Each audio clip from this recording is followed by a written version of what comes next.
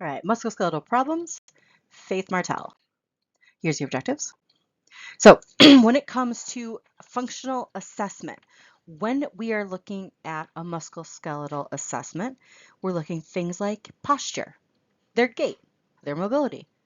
How are they walking? How are they sitting? Do they look comfortable? Are they wincing in pain? Are they able to move on their own? How's their strength? So you're going to do the foot pedals where they push their foot down. You're going to do hand grafts. How is that? Head to toe assessment. I think we're down with that. We're good. Neurovascular, which is part of the musculoskeletal, is that pain, the numbness and tingling? Is the area we're looking at, is it a different color, either more pale, a ruddy color, maybe cyanotic than the rest of the skin? How are the pulses? When we're talking about pulses, we're always looking at the pulse distal to the surgery, distal to the injury. That's going to be the most important aspect. So laboratory tests. The big one that we're going to be focusing on is going to be calcium, okay? Calcium is a very great deal of what's in the bone. If you need calcium or have a patient that needs calcium, vitamin D is required for calcium absorption, so you just got to keep that in mind for education purposes. And also, if your patient were to have a broken bone, it is very common to have the calcium level spike, so going up for a little bit until the body can reabsorb that. So if you have a patient with a broken bone, which we're going to talk about more, it is a expected finding for their calcium level to go up for a little bit of time. So if I were you guys, I would make sure you brush up on your hypercalcemia signs and symptoms. So let's talk about some different types of fractures. So if you're going to break a bone, the bone fracture you want is a closed, non-displaced. It is a clean through fracture where the bone was not moved. This is one where we're going to splint it, or we're going to put a little cast on, and we're going to send them on their way. Open compound, the only part of your skeletal system that you should be able to see on a daily basis is your teeth, okay? So anytime there's another bone sticking out of the body, that is called an open compound fracture. This patient's going to be at a massive, huge risk for infection. And bone infection is a horrible, awful infection to have and to have to treat. Comminuted or fragmented fractures, this is where there was either a trauma and it shattered the bone, or we can see this in long-term chemotherapy patients and long-term steroid use patients where the bone just gets brittle.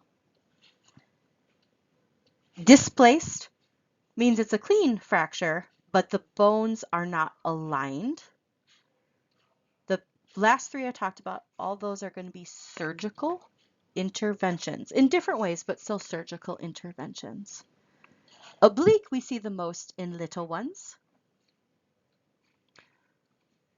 Spiral, we see a lot in abuse cases, but it's not always abuse cases. Sometimes somebody's bone just spirals. It just happens. And then impacted, that typically is from a trauma or a high impact fall, where one bone actually impacts through another part of another bone or the same bone in half. And then green stick we see from bones that aren't completely calcified yet. So we see those in little ones or different types of some disease processes we'll talk about today. All right, first one we're going to talk about is something called a compartment syndrome. Compartment syndrome is where there is an excess buildup, typically of lactic acid, inside a body cavity. And the majority of the time we see this in the calves. And from that amount of time, we see this the most in athletes that do an overuse of the muscle when they did not do a proper cool down after a marathon or a strenuous activity workout.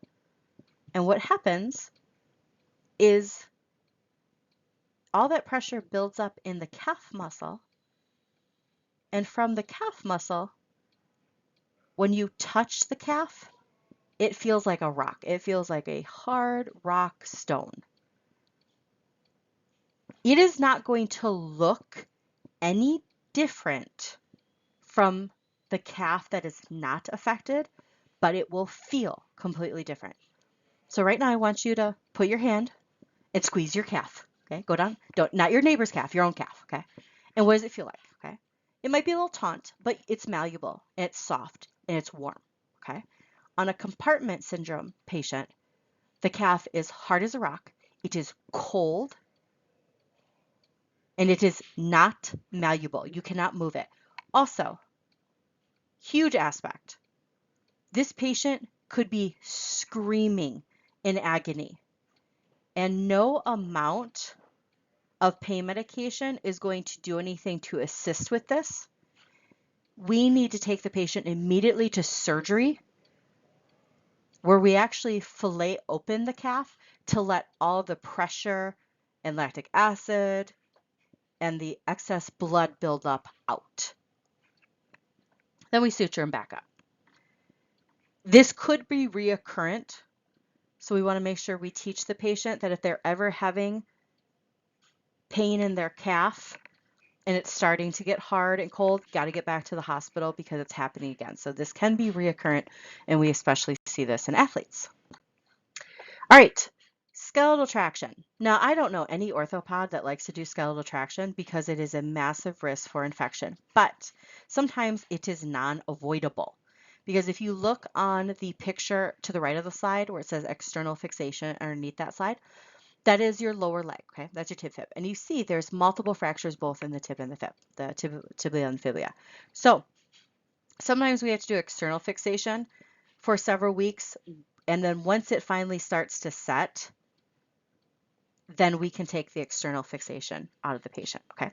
So this patient will be going home. We're not keeping this patient in the hospital. So we're gonna have to be doing a great deal of education to teach the patient when something is a normal, expected finding and when something needs to be done and they need to seek medical attention, okay? So let's start with that. In those little pin sites that you can see that are drilled in to the bone, those are titanium pins.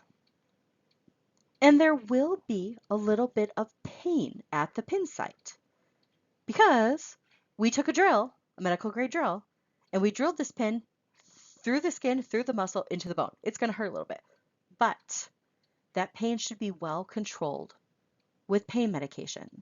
So let's say the patient wakes up in the morning and they're in some discomfort by the pin sites.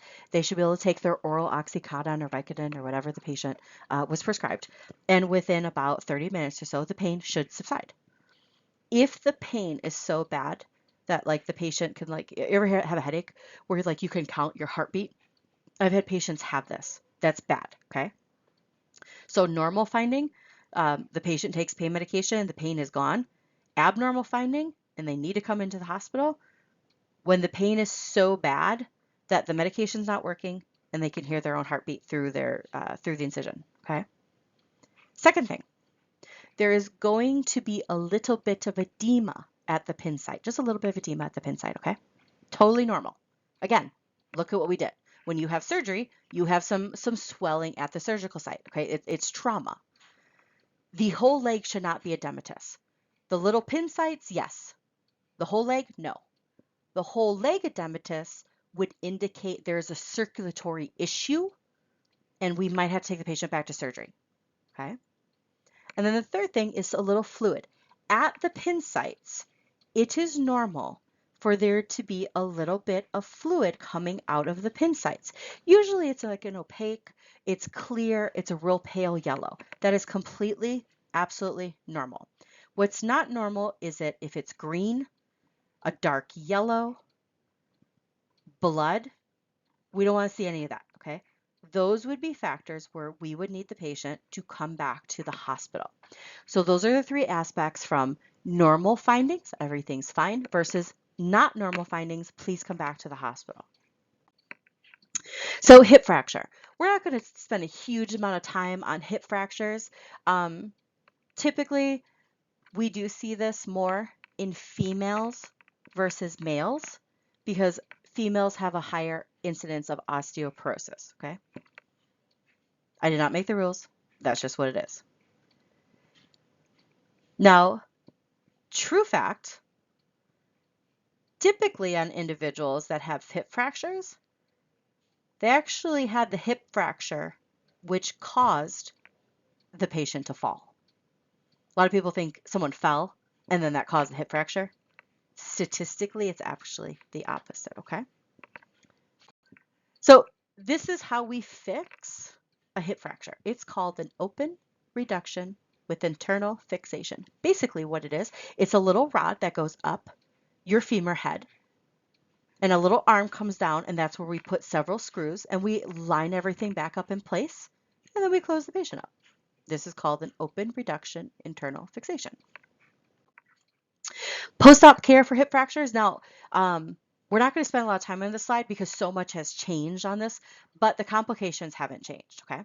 So they're still at a higher risk of DVT. So as soon as we can get this patient up and walking them, we will get them up about 3 hours after anesthesia has ended. We are getting these patients up and we're walking them. The majority of these patients go home the same day of surgery. Okay? Skin breakdown is not typically something we see anymore, so I'm not really worried about that. And we actually don't see urine retention as much nearly anymore either. So again, the biggest thing with joint replacements is going to be a blood clot. So we're watching for DVTs, letting the patient know if all of a sudden they can't breathe, please come back to the hospital. Something's going to be wrong there. These are just pictures of what a joint replacement looks like. They're made of titanium now. There won't be a picture on the test. This is what is this. It's just, if you're curious, this is what it looks like. They're very shiny. All right, amputation patients. Okay, so one of the reasons we see amputations the most in the United States are diabetic patients. So uncontrolled diabetes is the running statistic of amputations, either full limb or sometimes we just do different, hopefully we can just do digits, but this is a very, very key thing we look at, okay? Actually, removing a limb is a surgical intervention. It isn't as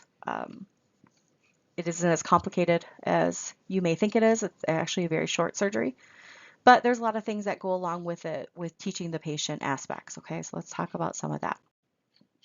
So the complications. It is possible for the leg to hemorrhage, though we do a lot of below the knee amputations, so we're not actually going near the artery that this hemorrhage could happen. So we don't see hemorrhages a ton, okay? Infection of bone and wound, that is a normal risk for any type of surgery.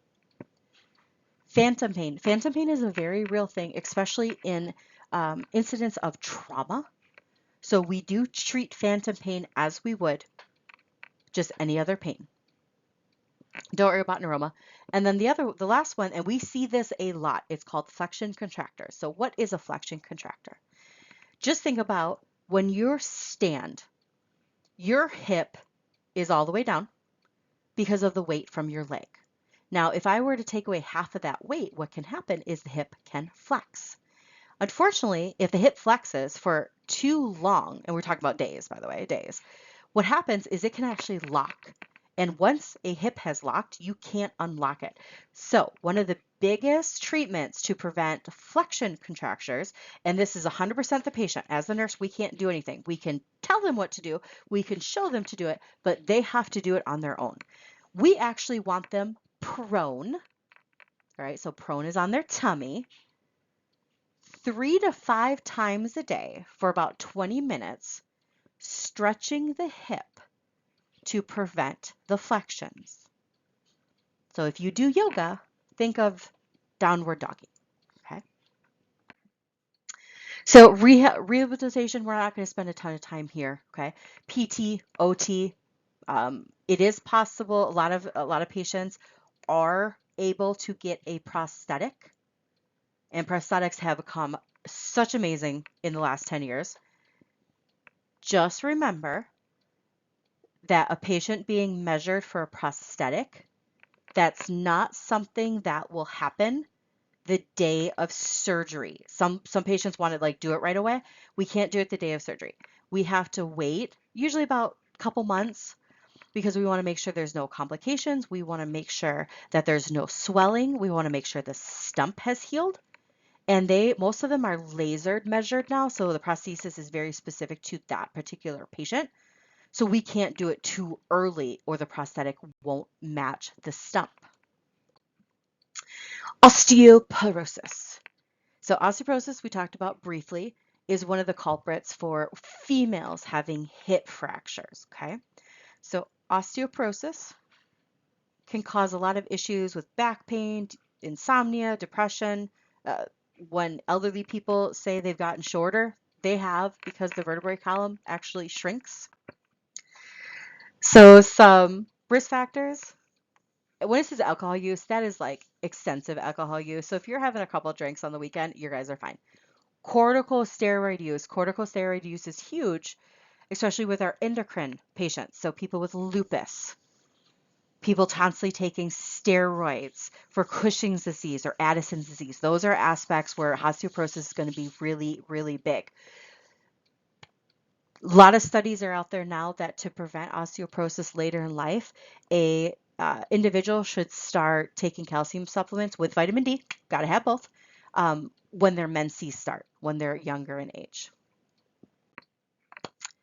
Osteomalacia. Osteomalacia. Osteomalacia, while it is more rare, we do see it occasionally. And what happens is the long bones get soft.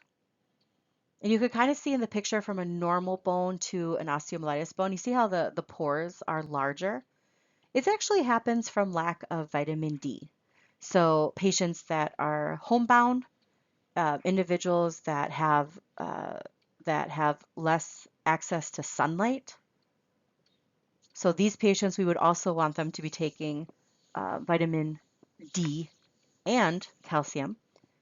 And while you probably think Wisconsin has the highest risk of osteomalacia, it's actually Alaska because of the amount of time during the year that they don't have any sun. So in the United States, Alaska is the highest incidence we see this. And the treatment is vitamin D and calcium supplements. Osteomyelitis. Osteomyelitis is a nasty, nasty bone infection, okay? I can't say nasty enough. It is horrible, okay? This is when the bone is infected. And once you have a bone infection, it is hard to reverse a bone infection. It is possible. It is just going to take us a lot of time to get there, okay? So, couple different incidents of getting osteomyelitis, okay? Because if you were to get diagnosed with osteomyelitis, what you will be asked are how you got it. So let's say you don't know how you got it, which is completely common. The two most common questions of osteomyelitis is, have you had any type of respiratory infection? Maybe have you had a really bad like a chest cold in the last 6 months? A chest cold could have been bronchitis or pneumonia. You didn't know it. The body took care of it, or you thought your body took care of it. And what had happened is that actually the infection just moved. Also, have you had any significant skin breakdown in the last 6 months? Because when it comes to osteomyelitis, this is a secondary disease, So we're trying to figure out where it came from so we can also treat that. So again, osteomyelitis, bone pain, fever, swelling, circulation impairment at the site, and we're going to see the white blood cells increase and the ESR increase. This patient is also at a really large risk for sepsis. Different interventions. This patient is going to be a very long candidate, and treatment is going to be IV antibiotics, and they are going to be on IV antibiotics for quite some time. We could be talking up to a year. We are going to have them on precautions. So they're going to be on contact precautions because we're worried about sepsis. Hyperbariatric oxygen therapy is very well used and very well responded. And then if none of that works, it's occasionally we do have to do surgery for a small part amputation, debridement, muscle flap, but hopefully we don't get to the surgery aspect. Rheumatoid arthritis. Now, rheumatoid arthritis is considered a progressive autoimmune disease. So you can kind of see the progression aging in the photos. Now, that is with no treatment, just so you're aware, okay? So here's just some pictures of the different RA, what a normal joint looks like versus a RA joint, and then you can see the toes there. And these are the different names of what the feet and the hands actually can have deformities from RA. Just if you're curious, if you've ever seen this and you're wondering. Please do not try to memorize all the signs and symptoms of RA. It is an autoimmune system. You could argue that the signs and symptoms are endless, so let's not try to do that. Diagnostic studies. This is what we want. We want some diagnostic studies, okay? So one of them, rheumatoid arthritis, rheumatoid factor. I hope that makes sense, okay? It's one of the rare things that makes sense in the healthcare community. Then we go to two things called the erythrocyte sedimentation rate, better known as ESR, and the C-reactive protein, better known as CRP. These are autoimmune inflammatory, write down inflammatory, markers. So these measure the inflammation rate in somebody's body. Okay, so we'll have them in RA, but we can use these in lupus, we can use these in Cushing's disease, we can use these because these are just inflammation markers, okay? Don't worry about the ANA right now or anything else actually on the slide. All right, so treatments. The most common treatment for RA is called methotrexate. You have probably heard it. You have probably seen a commercial on it, methotrexate, okay?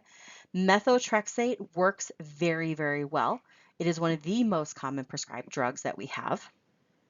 But a methotrexate person, we would be concerned about constant public interaction. Now, I'm not saying they can't go to the grocery store or go to the movies, but sometimes what can happen is their body just gets worn down. So we're just kind of a little bit concerned when someone's on methotrexate from disease processes that might be in the community. So just keep an eye out. We're not telling them they can't do stuff. We're just keeping an eye on it, okay? So some other things that we can see is corticosteroid injections. Now, typically we see that with individuals that are just starting treatment. So we're trying to get all the signs and symptoms under control. So corticosteroids helps with that a great deal. And then the methotrexate will take over from there. We have also seen corticosteroid therapy used for individuals that have a flare up. And so they just need some steroid assistance to calm everything down. And then they can just go ahead with their normal oral doses for RA. Heat and cold therapy, this is not a hill I'm going to die on, okay? Ask the patient what they use at home and go get it for the patient. If they use cold, if they use hot, I don't care. But just ask the patient. All right, osteoarthritis, the most common joint disease we have in our country. So we do a great deal of joint replacements because of osteoarthritis, okay? So it can affect every single joint in our body, but we see it the most in hips and knees, okay? So they can have some joint pain. They can have some stiffness when they first get up or get out of bed. They can have the snap, crackle, and pop. So I'm sorry if your knees are already snap, crackle, and popping, you are at a low stage for osteoarthritis. I'm sure you're very excited to hear that. And then impaired joint function. All the different joints that can be affected by osteoarthritis. So weight loss is the most common suggestion. Weight loss can just help if you think about it, every time you take a step, your knee impacts 3 times your body weight. So if someone can lose 20 pounds, that's taking 60 pounds off the knee. So it's not so bad. Resting helps. The pains, the assistive devices, injections, medications, and then the last thing would be joint replacement. Okay. Right. Last concept we're going to talk about today is lupus. So lupus is a chronic inflammatory immune issue. It is immensely complex, and we don't know that much about it. So one of the big key indicator signs that people see with individuals fighting lupus is that butterfly rash on their face. Okay, the butterfly rash on their face. Now, a patient actually can get this rash anywhere on their body. It's just, think about it. When you look at somebody, you see their face first. So that's just the reason. And it's from photosensitivity. So if this patient goes out, we would want to make sure that they're using skin cream, that they're using appropriate skin block, maybe a hat, maybe a longer sleeve stuff, and just limit the time. We don't necessarily want them out in the sun for a long periods of the day.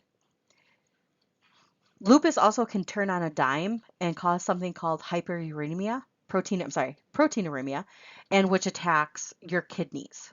So then the patient can actually go into acute renal failure and need to be put on dialysis. Again, please do not try to memorize the signs and symptoms of lupus. When you have an autoimmune disease, it's extensive, so we're not even going to go there. So while there is not a very specific test for lupus, ANA, the anti-antibody, is presented 97% of the time in individuals with lupus. So what I'm about to say is going to probably raise your eyebrows, but bear with me. When we think a patient has lupus and the physician orders the labs for the patient to go get their labs, ANA is going to be one of them. We want the patient to go get labs when they feel the worst. I know, it sounds horrible. Like, Faith, why would you do that? Well, think about it. If the ANA is only present 97% of the time in people with lupus, if they feel bad, like physically, I'm not saying like they're sad, okay? Like their joints are hurting, they're feeling sick, they're nauseous. That's what I'm talking about. And if they can get to the hospital or the lab to have their labs drawn from that, then what we typically see a higher incidence of having the ANA. Okay, so I know it sounds so mean, like wait till you feel horrible and then just go get your labs done. But there's rhyme reason to it. And then treatment for it. There's a wide variety of treatment. NSAIDs work because it's an inflammation medication. I've had patients on anti-malaria drugs that work really well. Steroid sparing drugs, but for flare-ups, they do use steroids. We just don't want these patients on steroids for years on end. And you know when a patient's been on steroid for a long time because they will gain weight. All of a sudden their cheeks become a little more rosy